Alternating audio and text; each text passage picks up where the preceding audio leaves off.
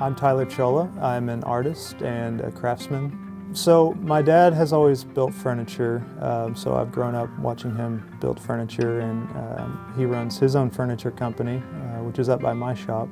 Kind of picked it up, learned from him, started small scale, little things, knickknacks, and eventually grew into larger scale furniture. In 2011, married my wife and we moved to Colorado Springs.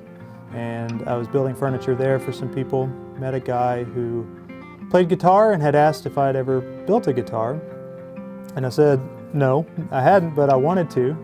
So I kind of do what I always do and dove into research and learned as much as I could. And it was really just too much out there to kind of harness it all. So I ended up taking a class to learn how to build guitar in North Carolina. I learned most of it after the class, just through trial and error.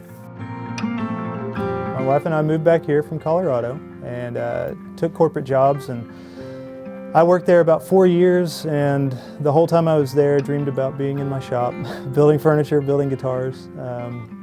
Finally got to the point where I was selling enough furniture and guitars actually to where I could justify leaving the company and going out on my own. Which is something I kind of always wanted to do, and that was a year ago. So this is our house that we built. Back here we have a queen-size Murphy bed, so this just folds down, TV stays on it. We have our washer and dryer. It's a little RV washer and dryer unit. Electric heater here. We have a dog door for the pups under there. So up here is our loft. We have a king-size bed here.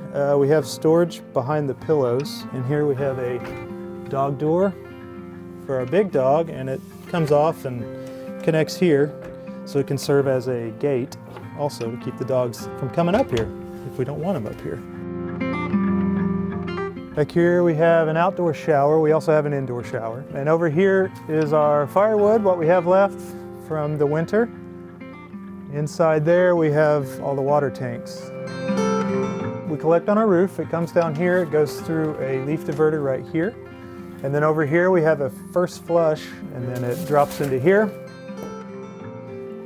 All of this is sent in here to a pressure tank, which feeds the house. And then from there it goes through the filtration and splits hot and cold.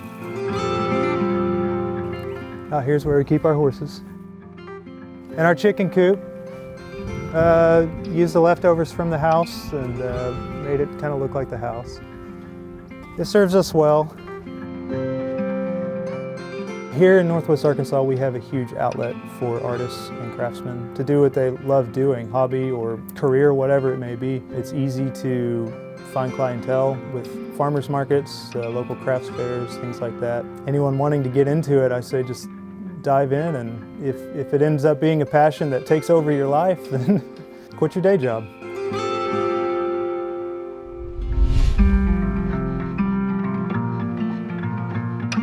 I had always heard that a guitar maker can never actually hear what other people hear in his guitars, because there's a quality that everybody puts into it that's different from anyone else. The wood choice is really completely up to the customer, but a lot of times they don't know. And so I'll find woods that will help get us in the right direction, and then the rest of it is up to me to carve and tone until I get it the way I want it to sound. The first thing I like to do is get about 5 seconds of resonant. So I want it to sustain for 5 seconds when I tap it. That's a good starting point for me. After that, I'm going to listen to pitch. I kind of know what spruce will give. I know what cedar will give. Cedar will give a lot longer sustain than spruce. One's not better than the other necessarily, it's just different. I've always said my favorite part is selecting the woods, just because I feel like the wood is the most unique part of a guitar. Looking at the grain, the color,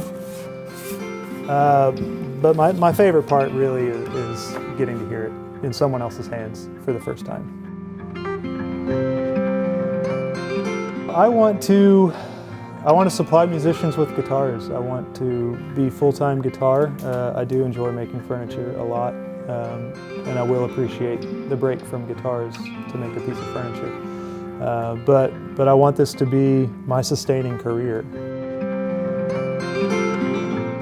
I think it's very important to support local artists and craftsmen because without the support, without not even the financial support of buying what we're making, but feedback, I mean anything, it keeps us going. It allows us to do what we're doing. It allows us to keep making art. It feeds our addiction and hopefully serves a purpose.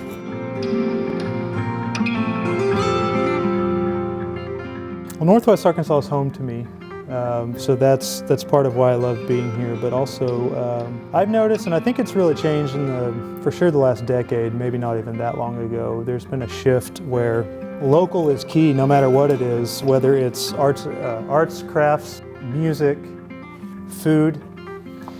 If it's locally sourced, it's better. You know, it's made from home. Well, Northwest Arkansas, and I really do feel this way. Northwest Arkansas, we support local, so it's actually there's a lot of camaraderie in the arts and crafts scene, in the music scene, in the food scene. We have a lot of farm-to-table restaurants here, and it's all just because it's local. People want it because it's local, and it means something. It came from home.